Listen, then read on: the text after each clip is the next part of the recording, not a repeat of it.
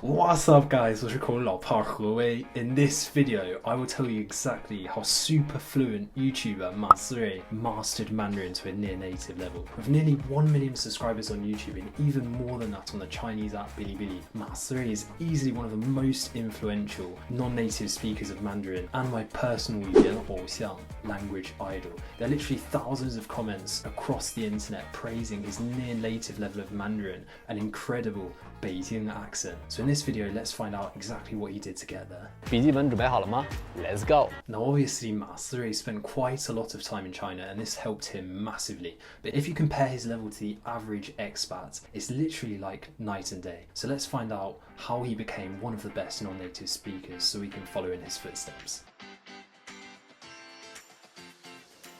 First of all, he spent hours and hours practicing pronunciation. Ma Siri has literally watched so much of a specific TV show in China, a dating show called 非常勿扰. And this, by the way, is a really great show. You know, we can learn a lot from this about Chinese dating culture. 你有没有房？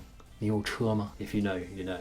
Anyway, he would literally watch this show, noting down useful phrases, listening, repeating, pausing, rewinding, and just continuously imitating until he could literally pronounce them just as the people in the TV show did, reaching a near native level of pronunciation. He became almost an expert in phonetics. He's so knowledgeable on the subject, despite having not done it as a degree or whatever. And he can tell you exactly how to pronounce the sounds in order to sound exactly like a native speaker. Second of all, Ma Siri practiced speaking so much. He tells countless stories of going to Beijing Hutong, literally going and finding some like 老大爷 and playing 骰子, so like a dice game with them and chatting with them and speaking to managers of restaurants, all sorts. He would literally practice speaking so much. He's a very extroverted guy and this obviously helped him loads. It really reminds me of back when I first started learning Chinese, going up to Chinese people in the supermarket and trying to do something similar out of the inspiration I got from Ma Siri. 嘿，我刚听见你在说中文，能不能加个微信，互相帮助对方学外语？你觉得怎么样呢？给我滚！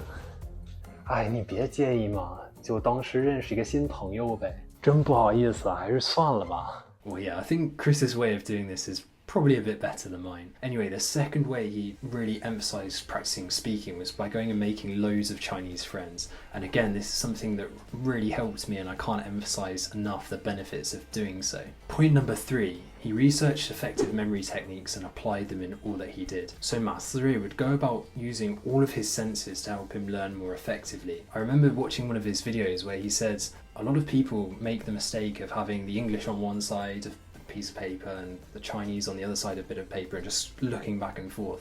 Whereas Chris would go down, he'd write everything down that he learned. He would then try and use it out loud and try and make different sentences with them and even test himself on the sentences that he was making to make sure he still retained them. It's obvious from this that Ma Siri really knows the value of trying to remember things intentionally as opposed to just using passive methods and hoping that one day you just remember something by accident. And sadly, the latter is what a lot of people do in language learning. This slows them down massively and it means that when they come to practice speaking, they just can't recall what they've been trying to learn this whole time. Ma Siri made a habit of immersing and reading 知乎日报 every day, which he often read out loud to help him practice his pronunciation even more. And as we can see from this, what Ma Siri was trying to do here was pick a single resource and use it every day.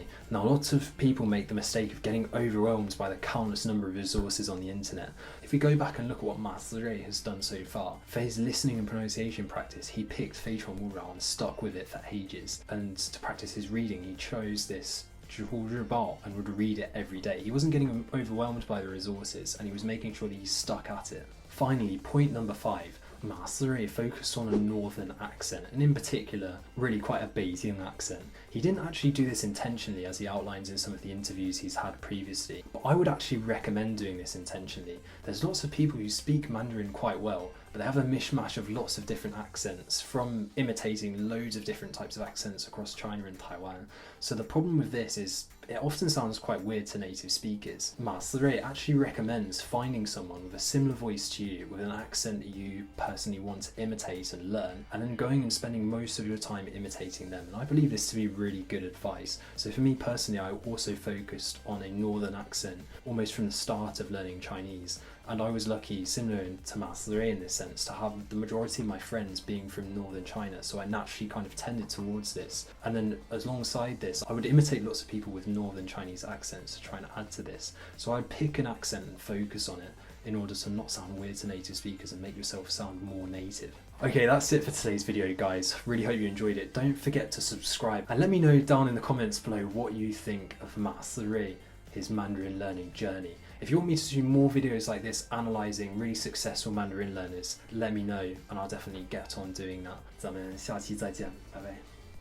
Hey guys, thank you so much for watching the video. If you want to learn how to speak fluent Chinese but you aren't too sure how to go about it, you might want to go and check out my free newsletter on peakmandarin.com. Run by me and my friend Misha, the Peak Mandarin newsletter offers practical tips and techniques to solve all your biggest Mandarin speaking problems. It's based on what we did to become fluent in the language and what we wish our teachers had told us at a lower level. Subscribe now and we'll also send you a free copy of our 50-page ebook, telling the story of exactly how we taught ourselves to speak fluent Chinese while working and studying full-time in the UK. If you're interested, you can sign up on peakmandarin.com or click the link in the description below. Bye for now.